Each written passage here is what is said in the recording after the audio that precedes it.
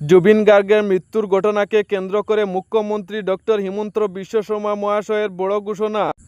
ঘটনার পূর্ণাঙ্গ তদন্তের জন্য বিচার বিভাগীয় কমিশন গঠন করা হবে। বিচারপতি সৌমিত্র শইকীয়া নেতৃত্বে এই কমিশন গঠন করা হবে এবং তিনি পুরো ঘটনার তদন্ত করবেন। অর্থাৎ জুবিন গার্গের মৃত্যুর ঘটনাকে ঘিরে সব রহস্য উদ্ঘাটন করতে সরকারের তরফে এক উচ্চ পর্যায়ের ন্যায়িক তদন্ত কমিশন গঠন করা হয়েছে। এই পদক্ষেপে আশা করা হচ্ছে যে ঘটনার প্রকৃত সত্য সামনে আসবে এবং দোষীদের বিরুদ্ধে কড়া ব্যবস্থা নেওয়া হবে।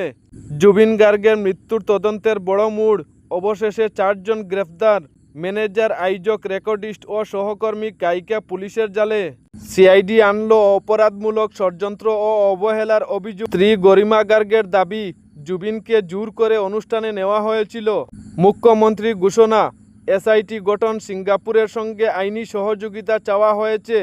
আসামের সাংস্কৃতিক জগৎ এবং ভক্তমহলকে স্তব্ধ করে দেওয়া জুবিন গার্গের আকস্মিক মৃত্যুর তদন্তের বড় মোড় এসেছে। দীর্ঘদিনের চাপা জল্পনার পর অবশেষে আসাম পুলিশ 4 জনকে গ্রেফতার করেছে। গ্রেফতার হওয়া ব্যক্তিরা হলেন শ্যামকানু মহন্ত, ফেস্টিভ্যাল আয়োজক; সিদ্ধার্থ শর্মা, জুবিনের ম্যানেজার; শেখর জ্যোতি গোস্বামী, রেকর্ডিস্ট; অমৃতপ্রভা মহন্ত, গায়িকা ও সহকর্মী। তাদের বিরুদ্ধে অপরাধমূলক ষড়যন্ত্র ও অবহেলার অভিযোগ আনা হয়েছে।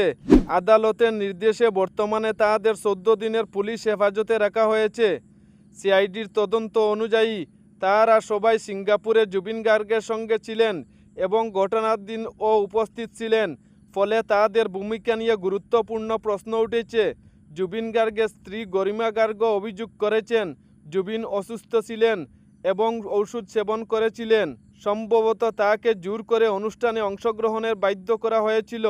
তিনি স্বচ্ছ তদন্ত ও ন্যায় বিচারের দাবি করেছেন। গায়কের মৃত্যু সমগ্র আসাম শোকমহমান। গুয়াহাটি সহ রাজ্যের বিভিন্ন স্থানে শোকসভা, মোমবাতি দিয়ে মিছিল ও প্রতিবাদ সমাবেশ অনুষ্ঠিত হয়েছে। সামাজিক মাধ্যমে ছড়িয়ে পড়েছে জাস্টিস ফর জুবিন গার্গ আন্দোলন। মুখ্যমন্ত্রী ডক্টর হিমন্ত বিশ্ব শর্মা বলেছেন, জুবিন গার্গ অসমের এক অমূল্য রত্ন। উনার মৃত্যু আমাদের জন্য অপূরণীয় ক্ষতি। তিনি ঘোষণা করেছেন, একটি বিশেষ তদন্ত দল এসআইটি গঠন করা হয়েছে। কেন্দ্র সরকারের সহযোগিতা, সিঙ্গাপুরের সঙ্গে পারস্পরিক আইনি সহযোগিতার চুক্তি সক্রিয় করা হয়েছে। বিচারপতি সৌমিত্র শইকীয়ার নেতৃত্বে একটি বিচার বিভাগীয় কমিশন গঠন করা হয়েছে। জুবিন গার্গের মৃত্যুর শোক ও ক্ষোভের মিশ্র পরিবেশ সৃষ্টি হয়েছে। সাধারণ মানুষ থেকে রাজনৈতিক নেতারা পর্যন্ত সবাই ন্যায় বিচারের দাবি জানাচ্ছেন। রাজ্য জুড়ে সাংস্কৃতিক অনুষ্ঠান, স্মরণসভা এবং শ্রদ্ধাঞ্জলির মাধ্যমে মানুষ উনাকে স্মরণ করেছেন। সব মিলিয়ে জুবিন গার্গের মৃত্যু শুধু একটি ট্র্যাজেডি নয়, বরং আসামের মানুষের আবেগের সঙ্গে জড়িয়ে যাওয়া এক গভীর ক্ষত। এখন পুরো রাজ্যের একটাই দাবি, ন্যায় বিচার চাই, সত্য সামনে আসুক। এই রকম আরও খবর পেতে আমাদের চ্যানেলটি ফলো করে রাখুন।